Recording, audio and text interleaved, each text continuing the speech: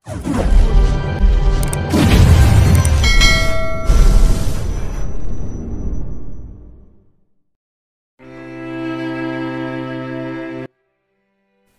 you for coming, Thelma.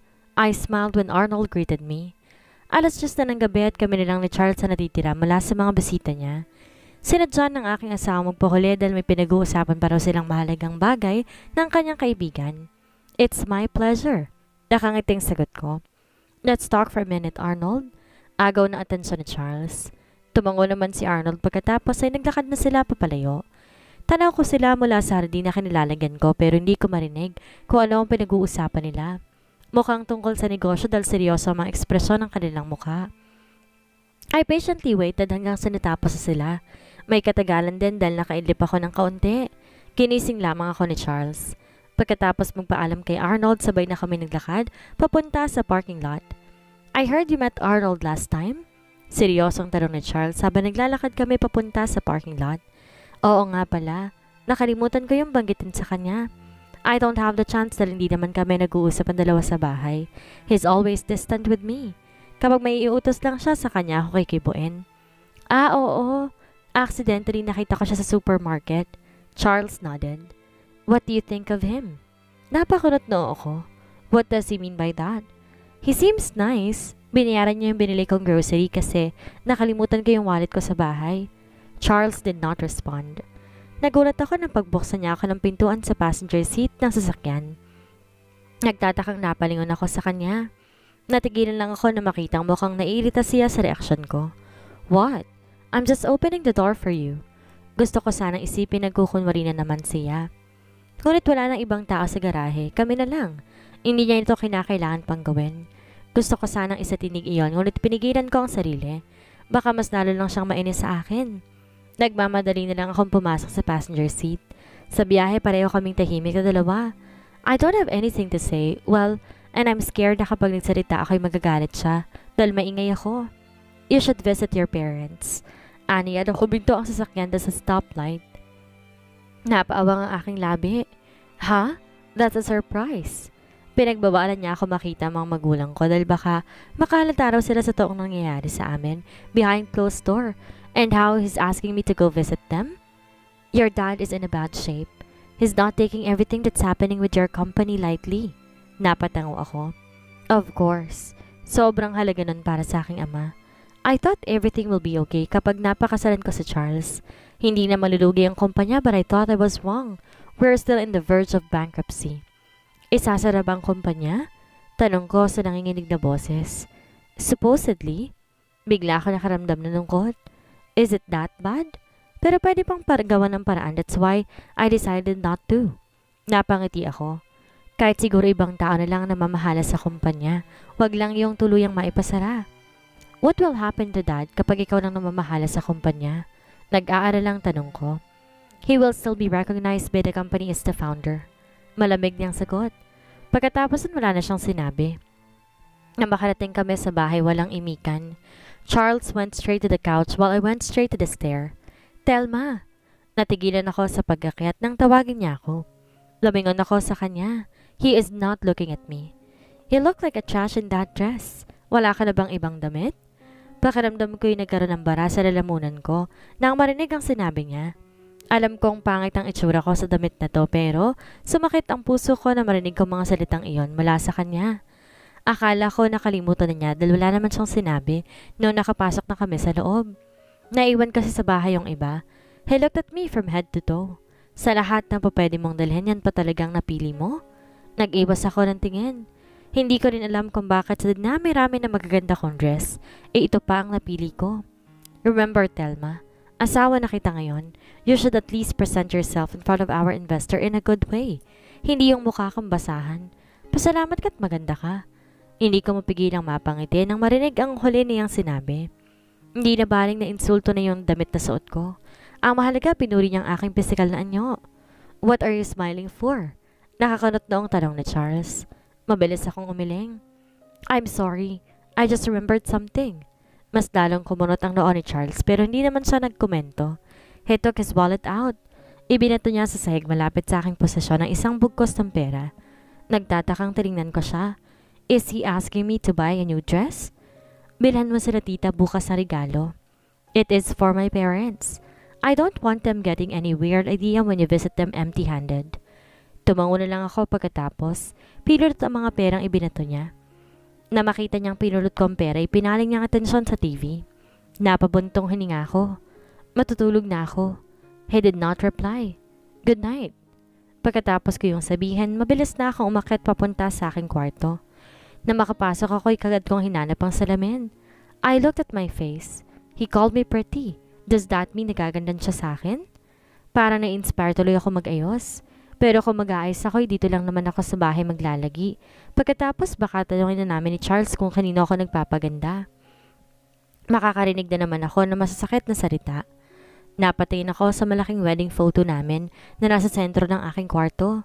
Tita Arlene, Charles' mom gave it to us as a wedding gift.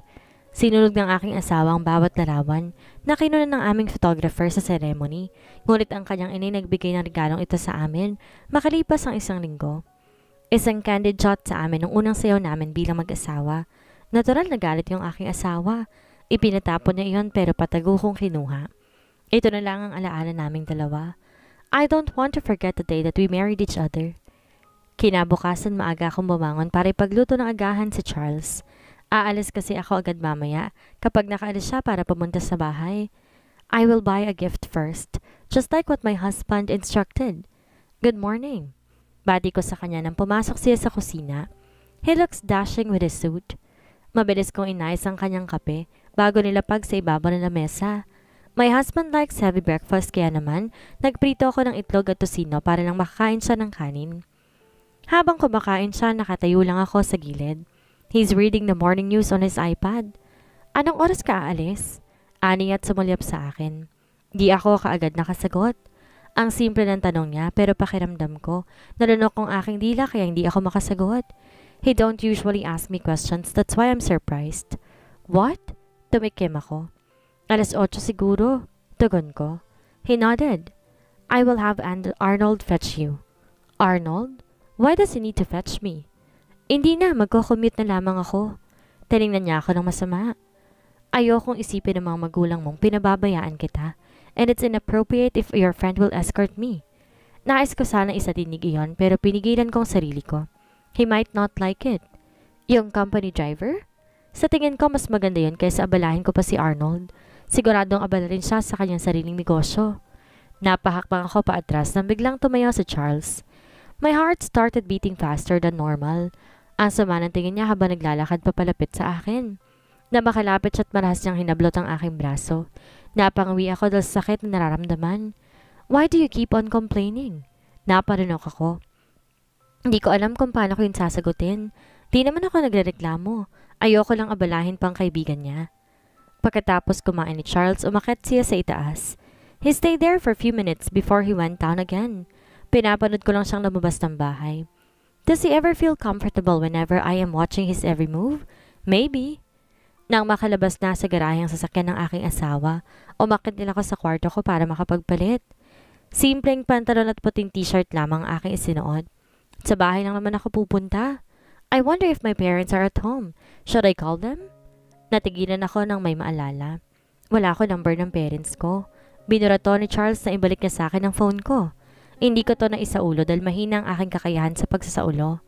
Na makapagbihis ako'y sinigurado kong nakasara ang mga ilaw, unplugged ang mga appliances at nakasara ang mga pinto bago ako lumabas ng gate. Dito ko na lang hihintayin si Arnold. I would love to buy a fruit box first before going, pero baka matagalan ako at dumating ang kaibigan ni Charles. Nakakaya naman ko paghihintayin ko siya. There is a well-known fruit shop na madadaanan bago ang bahay ng aking mga magulang. Sasabihin ko na lang kay Arnold na tumigil kami ron. After 15 minutes, an Alfa Romeo stopped in front of our house. Ibinaba ang nagmamanehong bintana ng driver's seat so I could see who's inside. It's Arnold. I smiled at him. Charles asked me to fetch you. Nakangating sabi niya bago bababa na sasakyan. Diniyan niya ako patungo sa passenger seat. Thank you but I'm sorry na naabala ka pa. He chuckled. It's fine. I have a lot of free time. Binuksan niya ang pinto kaya naman kaagad akong pumasok. Diretso na ba tayo kagad sa bahay ninyo? Tanong niya na makalulan siya ng sasakyan. May daraanan lang tayong fruit shop. I said and mentioned its name. Kagad siyang tumango at tila nagtanong pa. Maybe he is familiar with it. Isang oras ang biyahe patungo sa bahay ng mga magulang ko at di ko alam kung paano kakausapin si Arnold so that he will be entertained. The atmosphere inside was awkward. He's humming an unfamiliar song. Nasa kalagitnaan kami ng biyahe na magsalita siya. Kumain ka na? Di na rin ako nakaramdam pa ng gutom dahil na-overcome ng gutom ang awkwardness na nararamdaman ko. Hindi pa? Sagot ko. Sa bahay na lang ako kakain? Kaagad kong dugtong dahil baka ayain niya pa akong kumain. Masyado nang nakakahiya. Tumango lamang si Arnold. We're here, anunsyo niya. Sumilip ako sa bintana. Nasa labas kami ng pagbibilhan ko ng fruit basket para sa aking magulang. Akmang tatanggalin ko ng seatbelt na magsalita siya. Ako na lang bibili. Hintay mo na lang ako rito. Nabilis kong nalabas ang wallet ko sa loob ng bag. I cannot let him pay again. Ito yung pambili. Nahihiyang sabi ko at inabot sa kanyang perang binibigay na pambili ni Charles kagabi. He smiled at me. It's okay, ako na. Mabilis akong umiling at mas nilapit pa sa kanyang pera. Hindi ito na. Binigay ito ni Charles kagabing pambili talaga eh. Baka magtaka ka siya paka binili ko pa sa kanya. Arnold stared at me for a few seconds before he accepted the cash. Nakahinga naman ako na maluwag dahil doon. Nagtagal din na ilang minuto sa loob si Arnold. He handed me a large rectangular box. They ran out of stock sa fruit basket. Ayan na lang binili ko. He explained. Napansin niya siguro nagtataka ako. Anong laman ito? Tanong ko at tinaas ang takip ng kahon. Prutas din, nakabox nga lang. The arrangement looked so cute. Isinara ko ulit ang kahon. The travel resumed. Malayo-layo pang bahay ng mga magulang ko. I will take another 30 minutes. The silence was evident again. Di ko rin naman alam kung anong dapat kong sabihin sa kanya. And I felt like he's enjoying the silence because he's not trying to start a conversation with me. Pagpasok sa subdivision ng sasakyan, hindi ko maiwasang tingnan ng mga bahay. Walang masyadong nagbago. Meron ng mga bahay na niliddig pero ganun pa rin. My parents chose the subdivision because it's peaceful. Walang masyadong bahay na nakatayo.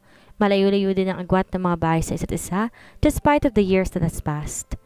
Hindi masyadong sikat ang subdivision dahil malayo sa mismong bayan but everyone has their own car so it's not really a problem. Saan ang bahay ninyo rito? Tanong ni Arnold. Bumagal na rin ang takbo ng sasakyan. I almost forgot that I'm with him. Sa may pinakadulo, tumango siya. Maya-maya pa'y natanaw ko ng aming 3-story home. Walang bakod ang bahay namin. The way my mom like it, hindi ko mapigilang mapangiti na makita kong nakatayo pa rin ang puting bougainvillea na itinanim ko nung bata pa ako. Finally, I'm home. Telma? Nagmamadaling bumaba ng hagdan ng aking nanay nang makita niya ako. I smiled and opened my arms for a hug. Gusto kong umiyak na muling maramdaman ang init ng kanyang yakap. That moment, I felt like I'm not alone. Pakiramdam ko bumalik ulit ako sa aking pagkabata.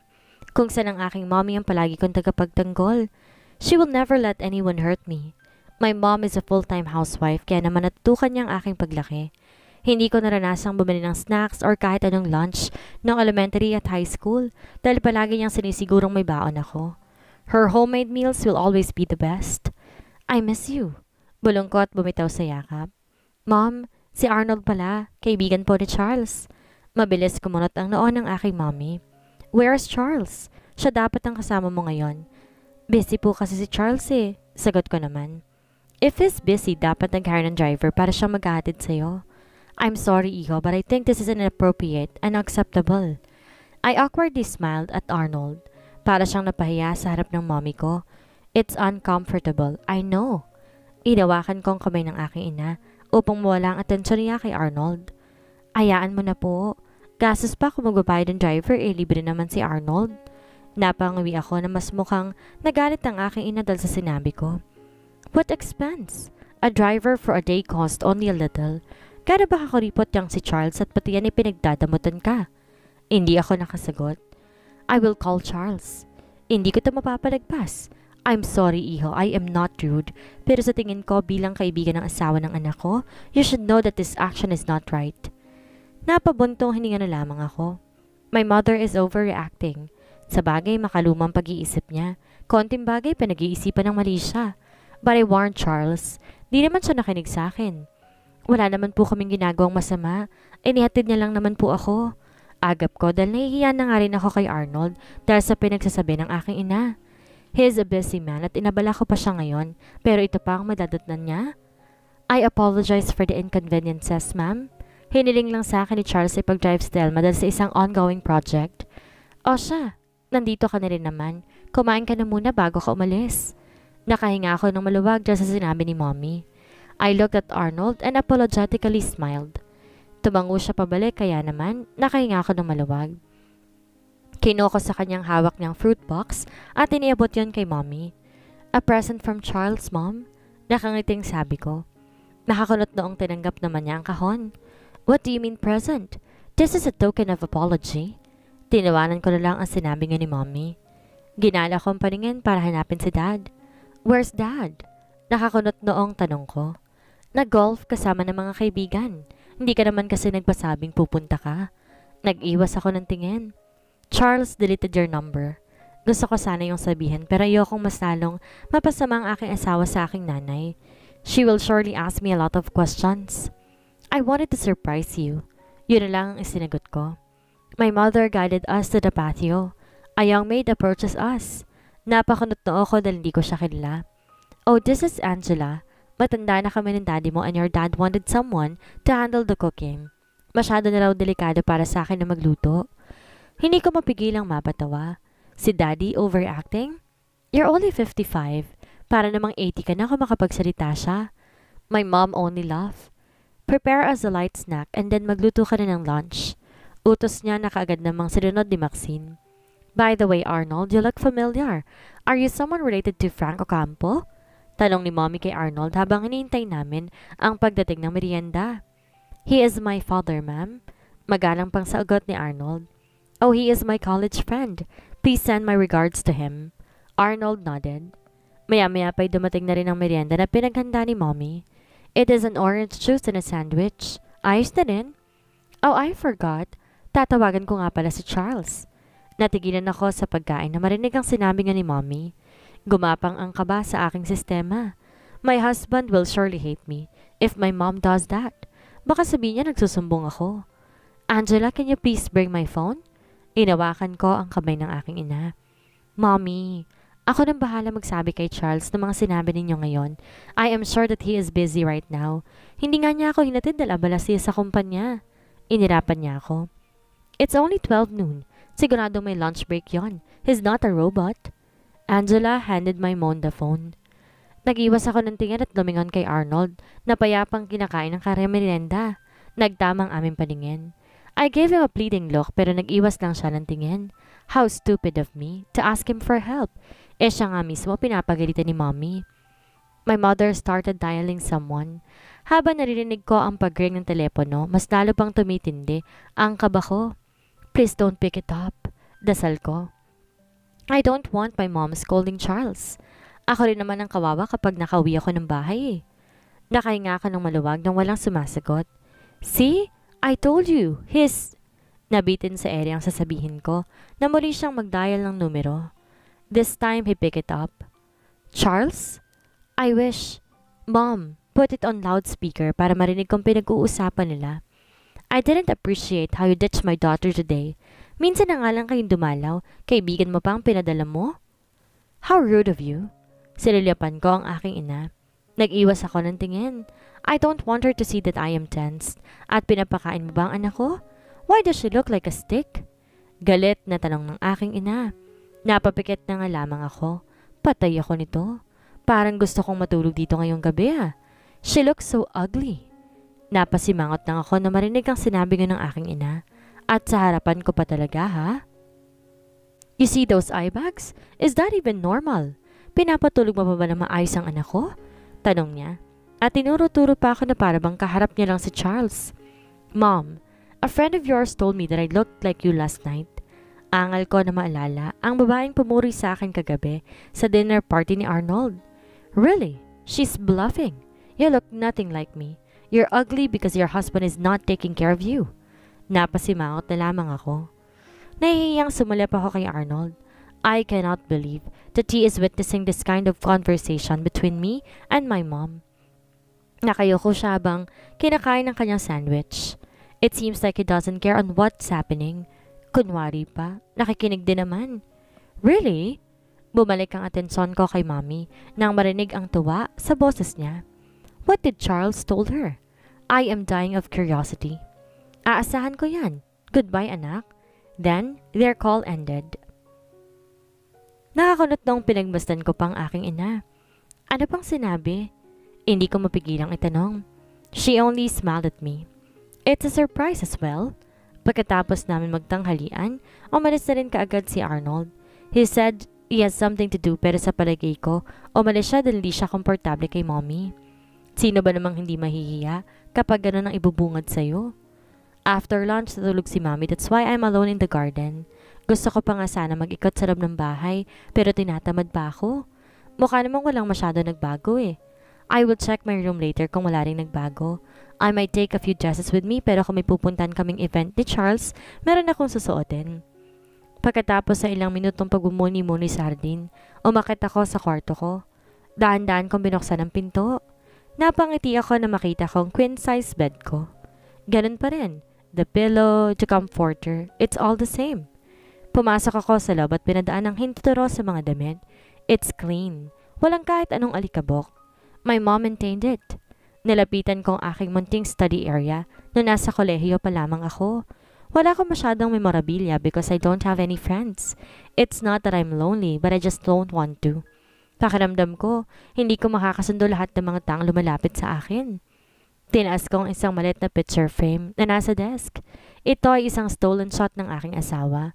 Ito ay isang candid shot ng kanyang sinusubukang gumawa na isang 3-point shot. If I remember it right, ito ang unang beses na nakita ko siya naglalaro ng basketball. Soccer talaga ang sport ni Charles, kaya naman labis akong namangha noong nakita ko siyang naglalaro ng basketball. Bonus na lamang yung magaling din pala siya sa larong iyon. Bakit ang gwapo mo? Bulong ko at hinaplos ang larawan. Napangiti ako nang marami yung alikabok. Hindi ba ito nilinis ni Mommy?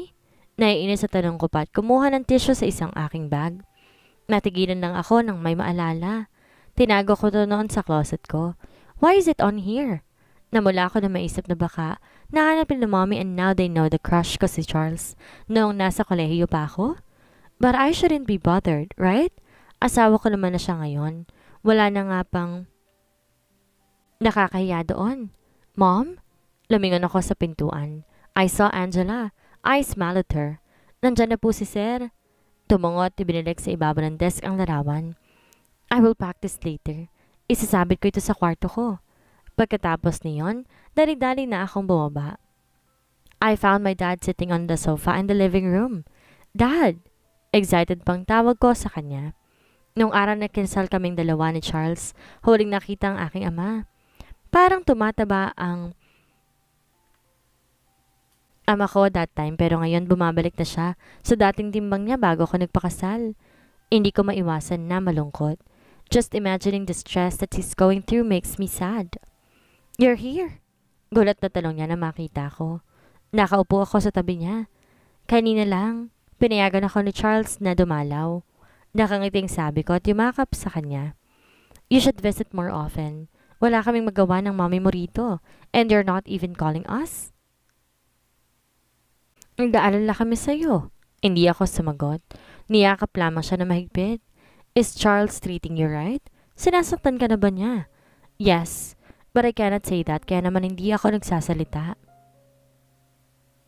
Sino pong kasama ninyong nag-golf? Tanong ko. Sinusubukang ilayang usapan kay Charles. An old friend of mine. Kasama mo ba si Charles? Umiling ako. Busy po siya ngayon kaya hindi na po niya ako nasasamahan. Sagot ko at umayos ng upo. I'm sorry anak. Nagtaka naman ako dahil sa sinabing iyon ni Daddy. Bakas ang lungkot sa mga mata niya habang nakatitig sa akin. I made a promise to you before you married Charles that I will make our company better and stronger para hindi na natin ulit kailangan mangutang. I failed to keep my promise. I failed as a father. Nagulat ako dahil sa sinabing iyon ng aking ama. I didn't know na big deal pala ito para sa kanya. Dad, it's okay. Maayos naman po ang buhay ko kasama ni Charles. Hindi ka na po dapat masyado mag-alala. Tsaka tinutulungan niya tayo para muling lumago ang ating kumpanya. Everything will be better soon. Inaplos ko ang kanyang balikat upang gumaan ang kanyang pakiramdam, ngunit inilingan niya na lamang ako. Alam ko sinasaktan ka niya. Natigilan ako sa kinitatayuan ko nang marinig ko ang sinabi niya. Hindi ko alam kung anong dapat kong gawin, kung ano ang sasabihin. Noong nakaraang buwan, nagpa siya akong bisitahin ka dahil hindi mo na kami kinokontakt. Nag-aalala kami sa'yo at nakita kong sinasaktan ka ni Charles. Gusto kong lumapit at suntukin siya, pero naalala ko ang mommy mo. She has a weak heart at kapag nalaman niyang sinaktan ka ni Charles, baka hindi niya kakayanin. Pagkatapos na nakita ko, hindi ako makapag-focus sa company. Abala ako sa pag-iisip kung tama bang desisyon ko. Napakunot-noo ako. Is it a decision to make me marry Charles? Alam kong gusto mo si Charles simula college. Tumango ako. Hindi na yun nakakagulat para sa akin dahil alam ko yon. Literal na nasa desk ko ang picture niya. Nang dumating si Leandro na naniningil ng utang ko, nakiusap ako kaninang kunin ka na lang. Kaya kong bayaran ang utang natin sa kanya kahit gaano kalaki. Pero nung malaman kong gusto mo ang anak niya, pero hindi kanya pinapansin, the plan to make him marry you crossed my mind. Now that is shocking. Tinanggap ka niya dahil ayaw niya sa girlfriend ng anak niya. I'm sorry, anak. Ginawa akong impyerno ang buhay mo. Akala ko, kapag araw-araw kayo magkakasama ni Charles, matututuhan ka rin niyang mahalin.